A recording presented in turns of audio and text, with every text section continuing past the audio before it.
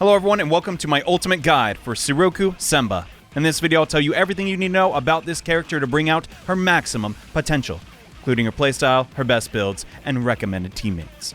So let's get started. Tsuruko Semba is a 3-star attack support hybrid character who specializes in AoE damage and healing your party with her Unending Twilight, which is an AoE field effect she places on the ground when her personal gauge is filled. For the rest of this video we will be calling Unending Twilight her domain, because it's a lot easier to say. Tsuruko's personal gauge has a cap of 100 stacks. Her primary and secondary attacks fill this gauge, and when the gauge is completely filled, her domain will be deployed beneath her current target. When an attack lands against an opponent inside your domain, every party member, including yourself, inside the domain will be healed for a percentage of the damage dealt to the target. Her strategy skill consumes 55 stacks of her gauge to unleash a powerful attack, but if all your gauge is spent, the domain will vanish, and you'll need to work back up to 100 stacks to redeploy the domain. Let's quickly go over her basic moves. Primary Fire, 3-step combo. Complete the combo for more gauge and damage. Her secondary consumes a large amount of stamina, but also generates a large amount of her gauge.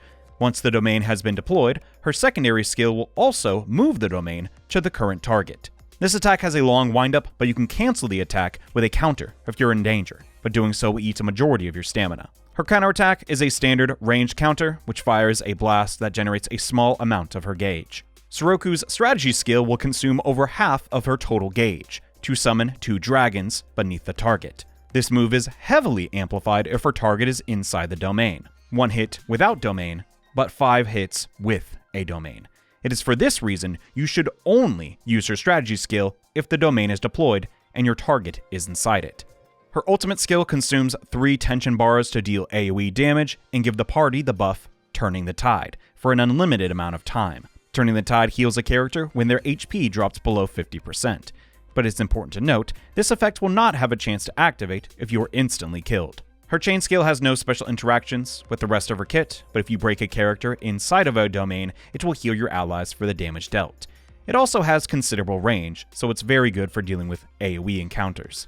For potential, Tsuruko has a base support scaling as she ranks up, and her first passive increases healing generated when attacking foes inside of your domain.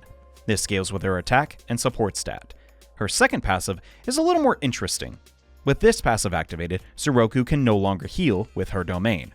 Instead, her secondary attack and strategy skills are enhanced, and will perform an additional attack. This additional attack scales with your support stat. There's a bit of confusion going around on exactly what a secondary attack is, so let me explain. When Tsuruko attacks normally, that's a single punch. With this passive activated, she does a second punch at the same time, with a portion of the power of the original punch. At least that's my current understanding of the mechanic. Essentially, with these passives, you choose between supporting your healing or increasing your damage full-fold. As for her playstyle, no matter if you are healing or attacking, when playing Tsuruko, your number one priority is to get your domain up as fast as possible, and keep it active for the entire fight. This can be done a few ways, but the fastest method is 2 secondary attacks and 1 primary combo in quick succession. At the start of this battle, I hold dodge to sprint. Then I stop sprinting right away, so Tsuruko will slide. Then activate my secondary skill. Followed quickly by a primary combo to regenerate my stamina, then another secondary attack to summon my domain. Standing still on Tsuruko isn't very necessary and leaves you open to having your secondary skill interrupted. So always be casting and always be sliding with your secondary. For the remainder of the fight, we'll be maintaining our gauge with our primary skill and moving our domain with our secondary. If we have enough gauge to spend, we will use it on our strategy skill as it's the highest DPS in our kit. But we never want to lose our stacks, so some spell discipline is required when playing Tsuruko. As for builds, being a hybrid character, you can build Tsuruko in a few different ways.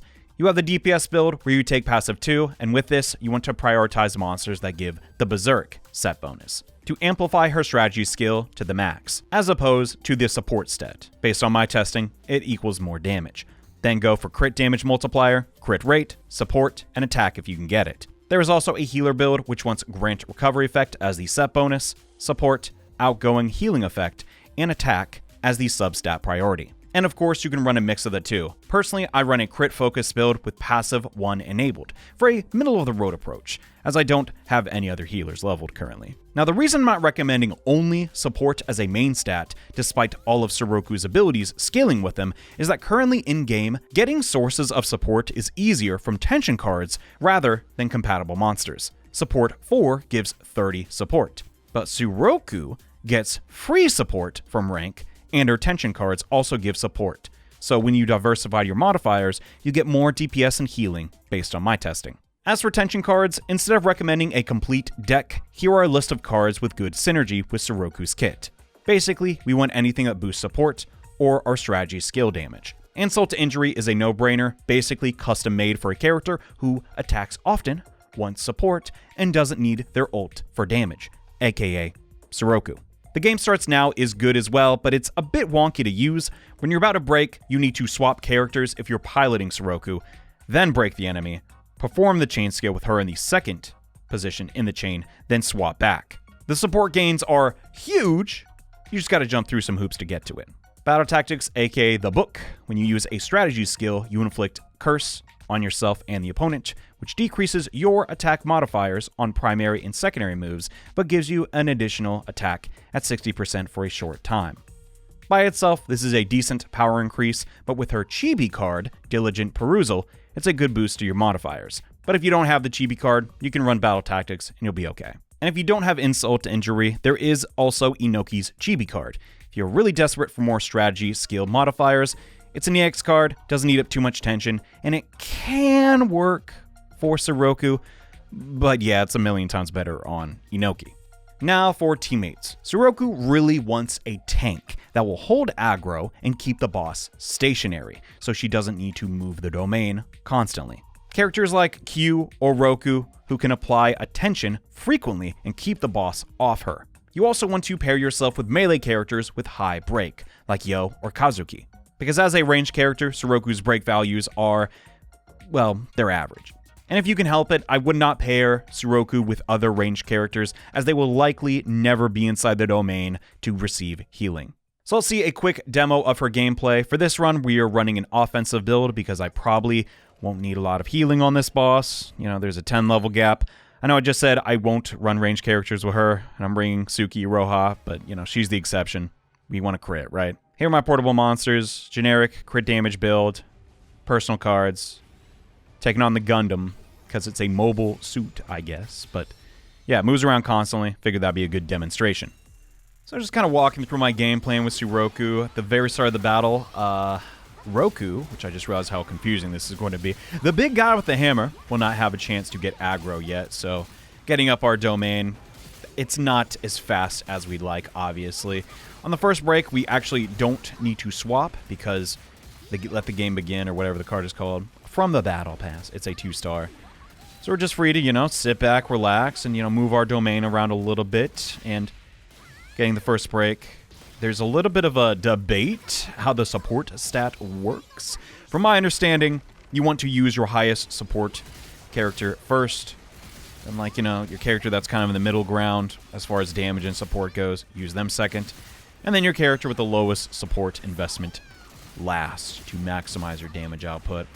The idea is like that, yeah, support characters will literally support the team, but really big damage coming from our strategy skill. We want to get that off as many times as possible while being safe. You could also run some stamina. I mean, we're getting, as you're seeing, really low, and yeah, I have to swap here because we're about to break the boss, and I'm playing a little dangerous. It's like not a no-hit run, mind. Yeah, I just got hit right there. Still, you know, I'm not a god at the game, and I'm a little nervous. We're trying to make Tsuruko look good. I had to pause real quick. Like, okay, what are we doing here? Game starts now. Press 2. She gets some healing. We're not looking for the healing. Looking for the support stat. I didn't really mention it at the start here, but after I, you know, move the domain, I'll show you what our support stat is right now. I do recall it is 12 at the very start of the battle, and now we have 152. I do not really think you need to... Obviously, more support would be great. Your you know, secondary hits are going to do a ton of damage. But in my experience, if you are running, you know, someone who can buff your crit rate and some crit damage multipliers, you get more mileage out of this. And also keep in mind, your heals do scale with your attack as well. So something to keep in mind. I will be honest with you, though. It might not be optimal. I mean, this is like week 1 math, but based on my like pretty extreme testing phases, this is what gets me the biggest damage numbers. And soon we'll be hitting EX tension. Actually, we'll get the break. I did that really fast. I didn't even see the HP bar, but kind of just, you know, refunding our support, just swapping back to her. Like I said in the video, it's a little wonky, but it's good. I mean, genuinely, gaining 100 of a stat just from your cards. Now, it is true, add insult to injury is a premium card, but, you know, oh gosh. I don't even know how that hit me, but yeah, this phase is a little hairy. Despite that, though, going to try and get off as many strategy skills as I can. Keeping our gauge up a little bit with the counter. Another counter. Recorded this a while ago, I forgot. Our EX will get drained a bit because we got hit with that apathy status effect. It is what it is. You might lose at insult injury. I don't know if you keep your stacks. They tell you what effects are in the menu. Oh gosh, that was a really bad position to be in. Oh my gosh, I don't even know how I survived that. As you can see, oh, we did not crit on that last dragon though. It's very unfortunate. But even though we lost our, tension, just get it right back with Iroha. And will that finish it? Nope. Okay. Oh, gotta finish in style, I guess. Use the ult just cause. Bah! A little bit of damage. And that is pretty much how you want to play her, as far as I can tell. Not a bad character at all to pull for. But there's some pros and there's some cons. Let's talk about that now. So first and foremost, if you're watching this video right when the game came out, Tribe 9 is now 1 week old. Tsuruko is in an interesting position because she can fill multiple roles with a single character. It is totally possible that you have not pulled any other attackers. Maybe you don't like the starting cast. It's totally fine. But the fact that she can heal and support is a very good niche. You also have extreme burst healing with your dragons. Seriously. Even though my Roku has like tons of HP, when he's in the domain and we get the dragons going, it's like half his HP bar is healed. It's phenomenal. Additionally, she's also just really good for normal DPS. Sure, setting up the domain is a pretty lengthy process, but once you get that going, taking down enemies, especially with her chain skill, it's pretty fast. And when you're first starting the game out, you're going to be killing lots and lots of trash. Like, the majority of this game is boss fights, but there's also lots of small enemies you need to deal with. So she excels in that niche as well. Additionally, some people say her ult is not good. I heavily disagree with this. There will be difficult content in the future. When you're trying to get your first clear against the Vice boss, that is an amazing ultimate. You get up to 3 stacks of tension, burn it all. Your party could be full HP, but think of that as overhealing. Now, if you ever dip below 50, you just bounce right back. I think that is insane value, and I can understand people that said, oh, that's not that good. That's your entire party being healed up as well. Great defensive ult. Also, she's a ranged unit. Keeping up uptime on the boss, especially when you're learning new fights, is never a problem because her range is, well, almost infinite. With that being said, there is a lot of pros, a few cons that we need to address. She's not a perfect character by no means. First and foremost, to get the most out of this character, you need to be piloting her. The AI is simply not good at all with keeping the domain up. The AI needs to prioritize perfect dodging everything and is not going to deal optimal DPS. So more often than not, the domain will drop because they lost their gauge. Secondly, you kind of need to be a little good at this game to get the most out of her. You need spell discipline because you're keeping up with her gauge, you're constantly moving around the domain. She's not the easiest character. Also, missing your dragons because you kind of misjudge the depth or the timing of where the boss or your target is in the domain is just a colossal DPS loss.